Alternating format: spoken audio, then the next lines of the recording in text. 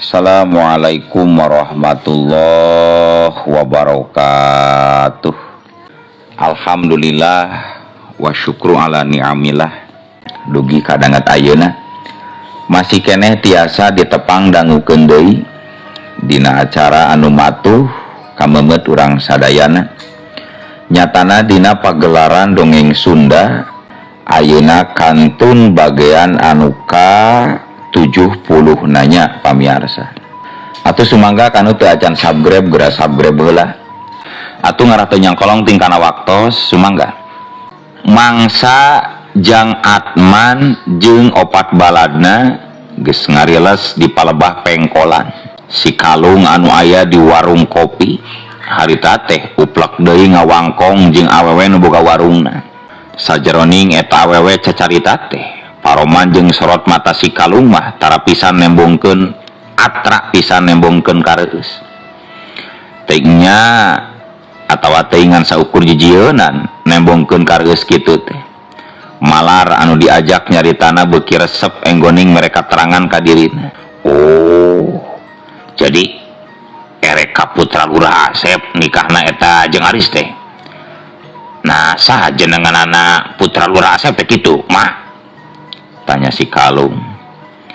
Neng Yasmin, ih gelis pisan budak nateja nguruk cupu we pokona ari jengjang Aris mah pageto cenah nikahna teh ngadamel panggung oge para pisan agungna eta teh mah da bade nanggap sagarupi saluyu sareng kapalai para warga. Sanggeus unggut-unggutan leguk si kalung ngalengguk meakeun sesaci kopina. Song mayar naon-naon anu geus dibeulina sarta antuk nama kebat bae si kalung ngagedik ninggalkeun eta warung. Teu lila antarana si kalung geus nepi deui ka hareupeun buruan imah Kang Husna. Biasa bae lembangna oge siga nu sieun ngondang ka curiga. Kang, ngopi Kang. Celengkeungna Kang Husna ti tepas imah anu harita keur dariuk jeung Mbah Samiri. Kituna teh bari ngacung-ngacung cangkir anu keur dikekeuweukna. Malah mah dibarengan ku gugupai sagarupa. Geus biasa. Sok kitu ari urang lembur mah. Teu kasaha sok nawaran. Sanajan ka jalma anu anyar pinanggih atawa teu wawu. Pikeun sakadapan mah si kalung tibang neuteut. Bari jeung rada kurang kerung heula siga anu keur mikir. Tapi teu lila kituna teh. Gura-giru bae si kalung muru nyamperkeun kanu gugupai nyatana Kang Husna. Bade ngopi moal Kang. Upami bade ku abdi dipangdamelkeun nya Kang. Tanya Kang Husna siga nu hayang mastikeun. Ah, moal. Upami kenging mah bade nyuhunkeun cai herang we ieu teh. Teu kiat hanaang ieu teh. Tembal si kalung sajeroning nyolongkrong ngajak sasalaman ka Mbah Samiri jeung ka Kang Husna teh. Oh, nyasok atuh tah. Eta oge cangkirna mah teu acan dianggo eta teh kan. Kang Husna gura-giru nyodorkeun teko jeung baki wadah cangkirna. Curuluk, leguk. Si kalung nginum siga nu nikmat pisan. Teingnya hanaang atawa teingan saukur api-api. Padahal mah basa di warung oge siga nu geus sareubuh pisan si kalung teh. Di mana jeung reka mana ieu si Sujang teh. Cek Mbah Samiri bari neuteuk ka si kalung. Tos naroskeun perkawis konyal abdi teh bah. Di pasar seueur nu pesan ieu teh. Nanging teu acan usumna saurna teh nembe karembangan cenah. Oh, konyal kangge icaleun ka pasar Kang. Mun da teu acan usumna atuh ayeuna mah. Paling oge kana 4-5 sasihan deui Kang. Celengkeungna Kang Husna. Sumuhun. Ari kitu nyati mana kitu kawin teh si Sujang. Mbah Samiri mah siga nu keukeuh hayang nyaho di mana asalna eta jalma. Masih keneh ti wewengkon pasar ki. Ai, muhun atuh wanohkeun nya wasta abdi mah Udin. Oh, Jang Udin. Atuh sami wanohkeun abahnya Mbah Samiri. Rada ngajenghok katembongna teh si kalung mah mangsa geus nyaho saha sabenerna eta aki-aki teh. tapi gancang bae nyumputkeun semu. Tah abdi mah husna Kang, sok atuh tah wajibna Kang, hatur lumayan wae Kang. Kang Husna oge gura-giru ngawanohkeun diri. Kituna teh bari jeung ditungtungan ku ngasor-ngasor wajib jeung musajena. Duh, hatur nuhun pisan ieu. Dupi itu kanggo naon itu teh? Manis seueur-seueur teuing. Nampolan surut teh kangge icaleun atawa nepi kangge naon eta teh Kang? Tanya si Kalung. Kituna teh bari ngareret ka dua urang lalaki anu harita masih kene pating garedog nampolan surut. Sanes nya sanes kangge icaleun eta teh Kang. Eta teh kangge anggoon we karasan pun anak teh bade nikah. Kanggo kapriogian hajatan pangintennya. Sumuhun tuh pun anak naya tembal Kang Husna. Kituna teh bari ditungtungan ku ngalieu ka Jang Aris anu harita ngurunyung ti jero imah. Si Kalung langsung manggut mangsa nempo dedegan jajaka anu anyar datang teh. Ari Jang Aris namah malah ngajengjen bari semu kurang kerung netep si Kalung. Teh sopan pisan malah ngajantang kitu SMA teh geuning ris. Kang Husna rada ngagebes kanu jadi anakna. Gura-giru bae geus kitu mah Jang Aris nyolongkrong ngajak sasalaman sarta saterusna mah diuk di gigireun Mbah Samiri. Iya tuang putra nu bade nikah teh Kang, menikah sepisan geuning Kang. Si Kalung rutret ka Kang Husna jeung ka Jang Aris. Mun eta si Aris jenenganna mah. Iya Jang Aris teh. Nabe terang ayeuna abdi mah ieu teh. Si Kalung nelak-nelak ka Jang Aris. Sumuhun dupi pakas damang Kang. Temal Jang Aris gebeg nepi ka pohara pisan ngarenjagna si Kalung mah mangsa ngadenge panalek ti Jang Aris anu samodel kitu teh. Sabab tetela eta jajaka teh siga nu geus nyahueun sahadirina nu sabenerna. Ari Mbah Samiri jeung Kang Husna mah timbang ngerutret ka Jang Aris jeung ka si Kalung. Kituna teh kalayan teh sirikna ti kerung-kerung. Jung, corela, culung.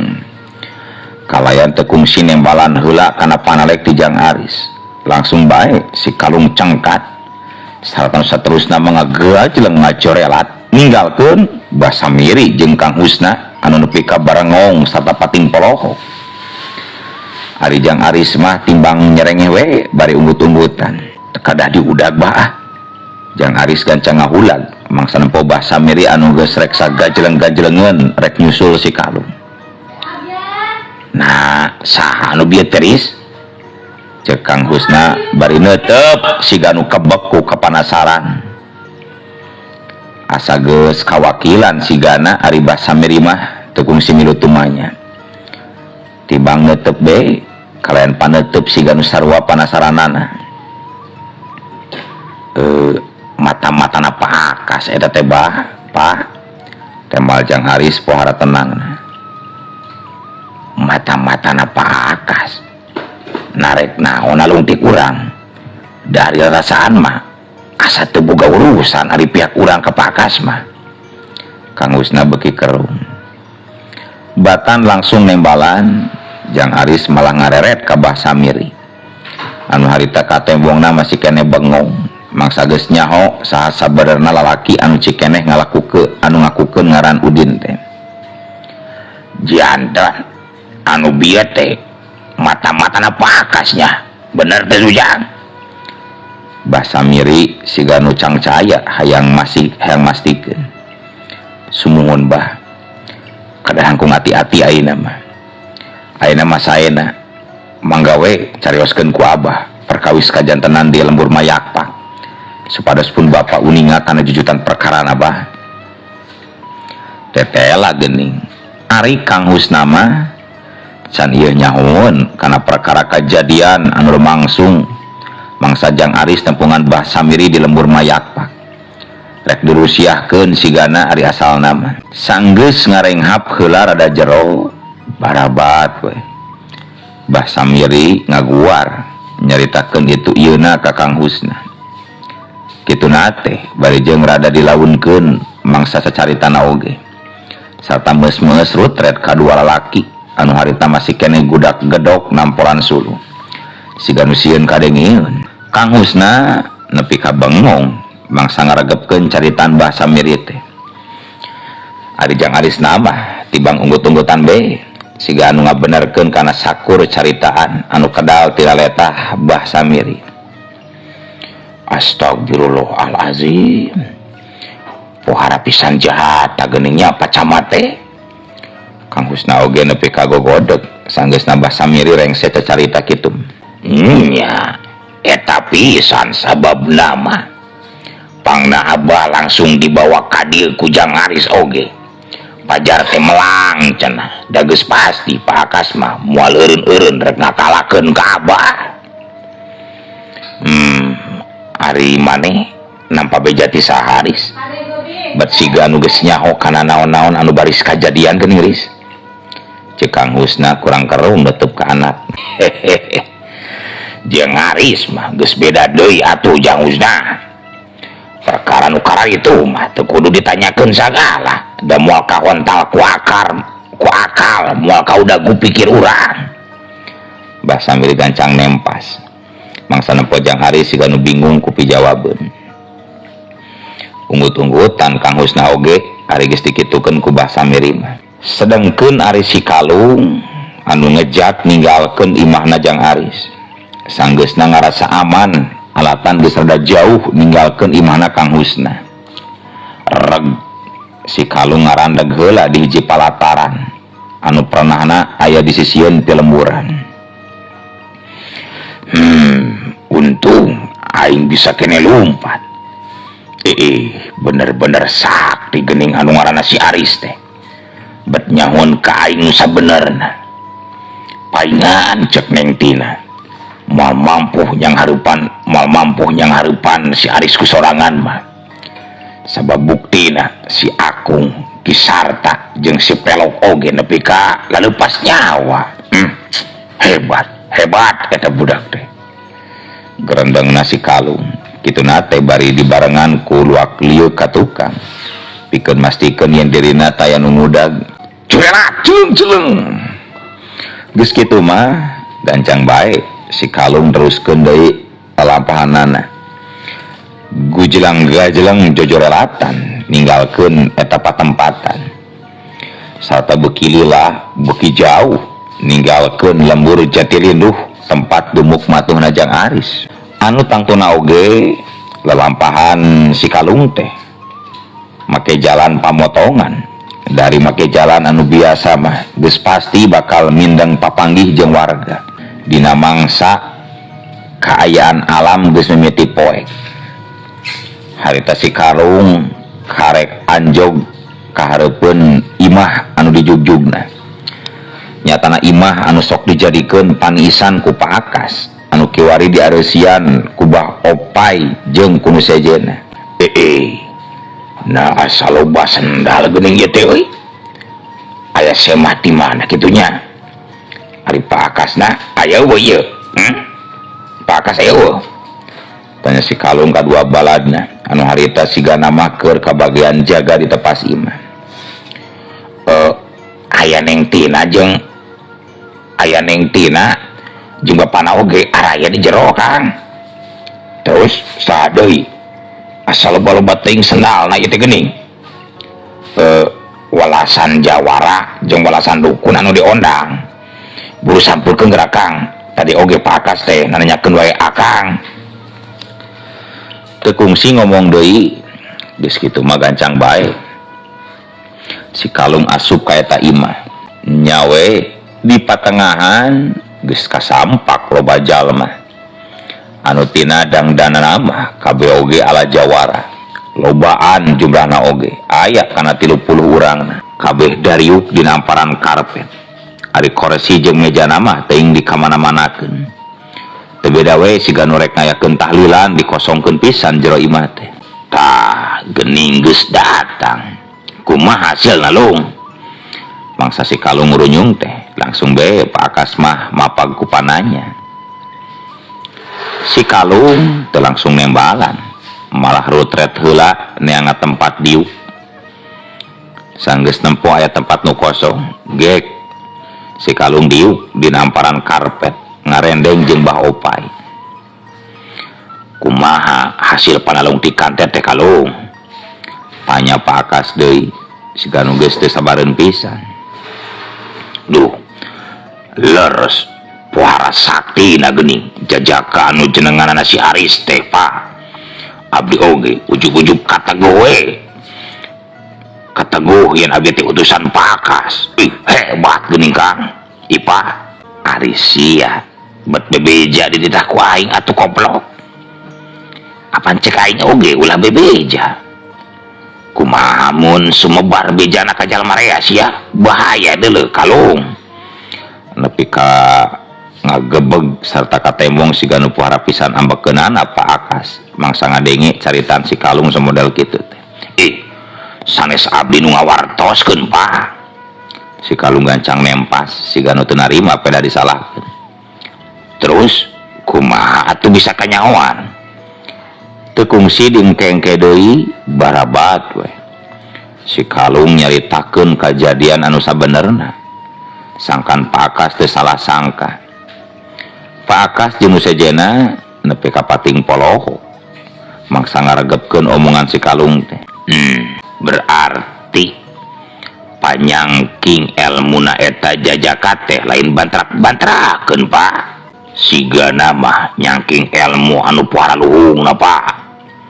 Celengkeungna dua jawara meh patutur-tutur pisan.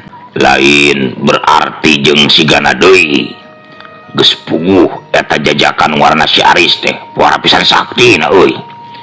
Matak si Akung jeung Ki Sarta katut si Pelok nepi ka belasar oge meureun awahing teu mampu ngungkulan kasakten si Aris. Si kalung rutret kanu cikena nyarita. Kunaon siga nu sieun sia mah kalung? Sakumaha saktina oge ari dirampug diraponan kulobaan mah moal burung binasa lung. Pak Akas gancang nyelengkeung deui. Sanes kitu Pak. Menggeus. Pokona mah penting ieu keneh. Anu ngaranna si Aris kudu dibinasakeun euy diperenkeun. Aingnya sabaraha urang balad urang teh ieu teh 10 urang barudak keneh sadayana oge nanging numutkeun katerangan warga mah sadayana oge salah lung mana atuh nu jawab lung jadi urang geuning pan urang mah teu apa lung ngan salah ngomong ku lung oh nya 10 urang Pak barudak keneh sadayana oge nanging numutkeun katerangan warga mah sadayana oge pohara pisan saraktina eta barudak santri nu 10 urang teh Pak. Sakumaha saktina oge moal mampuheun ari kudu nyang hareupan 14 jawara anu aya di pihak urang malung jaba dibantu ku welasan dukun anu rek ngerahkeun puluhan jin andalanana lung. Pak Akas susumbar siga nu geus yakin pisan. Puluhan jalma anu ngariung di eta rohangan meh bareng arunggut-unggutan sarta saterusna mah pipilueun cacalakatakan lamun si Aris geus palastra mangka pikeun anu saterusna mah urus si samirinya ceuk Pak Akas deui kituna teh bari dutret ka sararea. Aya di bumi si Aris basa miri oge Pak. Si kalung gancang nyelengkeung. Kumaha aya di gogobrok si Aris sumuhun Pak. Gableg kasieun sigana mah eta aki-aki bau taneuh teh matak nyilu-nyiluruk jeung si Aris oge meureunannya. Rupina mah sanes sieun-sieunun teuing Pak nanging bade ngahadiran hajat nikan si Aris cenah dina dinten pageto Pak. Kumaha si Aris rek kawin jeung saha? Nepi ka pohara pisan ngarenjagna neng tina mah ngadenge caritaan si kalung samodel kitu teh. Muhun neng sareng putrana Lurah Jatilinduh cenah anu ngaranna Pak Asep. Neng Yasmin upami telepat mah jenengan teh neng gebeg beki ngagebeg deui bae ka tembongna ari Neng Tina mah. Goblok. Jadi anu dipudaran ku aing mah lain sia Asmin meureunnya baheula teh. Katipu tenjo kieu cara nama aing sarila ieu. Gerentesna hate Neng Tina kalayan paroman beungeut anu pohara pisan burahaina. Kunaon nyi? Pak Akas kurang kerung teu pamajikanana. Henteu kunaon Kang. Pokona mah si Aris kudu modar sagancangna Kang. Tembal Neng Tina kituna teh ditungtungan ku rutret setengah mere parentah kan wale di dinya. Pak Akas jeung anu sejenna siga rada ruas mangsa Neng Tina ngomong kitu teh. Eta meureun pedah jauh pisan jeung Sasari anu asalamat teu waleh lungguh. Sanggeus babadamian lumangsung deui aya punten. Sanggeus babadamian lumangsung deui aya kana sawatara lilana. Peuting harita keneh walasan jawara barudal ti imahna Pak Akas. Sarta pikeun anu saterusna mah siga nu hayang paheula-heula nuturkeun si kalung anu jujurelatan panghareupna. Ari walasan dukun mah henteu marilu, malah gura-giru nyiapkeun menyan jeung parupuyanana sarta nyadiakeun syarat-syarat anu sejen. Sedengkeun ari di imah anu rek dijorag ku welasan jawara andelan Pak Akas nya di imahna Kang Husna. Harita teh di imah Kang Husna siga keur diayakeun riungan. Jang Didin Bah Samiri katut 10 urang santri kata embong aruplek siga anu dari apisan. Ari nyilam jeung Kang Husna mah timbang ngaregepkeun bae kalayan katembong aya kamelang anu mapaesan paroman beungeutna. Sangkan teu ngaganggu sarta teu ngariweuhkeun ka warga. Leuwih hade urang papa gue musuh teh di patempatan anu rada jauh ti Pilemuran. Cek Jang Aris bari retret ka 10 urang santri. Urang oge dek milu Aris tuh mantah hayang nonjokan banget jelema-jelema ti tanah si Akas si Camat Edan. Jang Didin siga nembung tinggaleun. Daguan we maneh mah di imah baturan kolot urang Din. Bahaya ari kudu langsung adu hareupan jeung jawara mah Din. Jang Didin timbang ngadelek bari nembongkeun paroman anu kuciwa tapi siga teu wani ari kudu ngabangkang ka Jang Aris. Tetela geuning pamiarsa Jang Aris oge geus nyahoeun yen dina peuting eta teh baris aya jawara ti pihakna Pak Akas anu rek ngajorag kalayan dibarengan ku niat jarahatna. Kumaha bah bade ngiring atanapi bade ngatosan di dieu bah? Jang Aris ngareret ka Bah Samiri. Jelas bade ngiring atuh abah mah Jang. Kapanan ieu mah urusanana oge langsung sareng abah.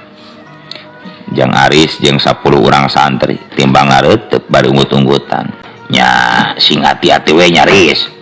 Bapa mah teu bisa nyare. Dan memang ieu mah geus jadi tanggung jawab hidup. Brah geura mariang, geura tumpes tindak laku kajahatan jeung kangkara murkaan teh. Geura tanjeurkeun bebeneran Riz. Kang Husna nyarita kituna teh bari neuteub ka anak anu nganukur hiji-hijina. Hatur nuhun pisan Pak. Nadapi duana we ti mak kali ti bapa. Tuku dipentak perkara doa Maris. Ku emak didoakeun pisan sing salamet sadayana. Nyilama nepi ka ngembang Cimata mangsa ngomong kitu nate. Sanggeus ngadarua heula babarengan beral. Jang Aris jeung sejena mariang naringgalkeun imah.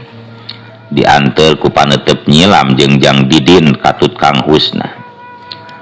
Tapi nalika keur kayaan kitu ujug-ujug eueuh waktos kabujeng seep. Assalamualaikum warahmatullahi wabarakatuh.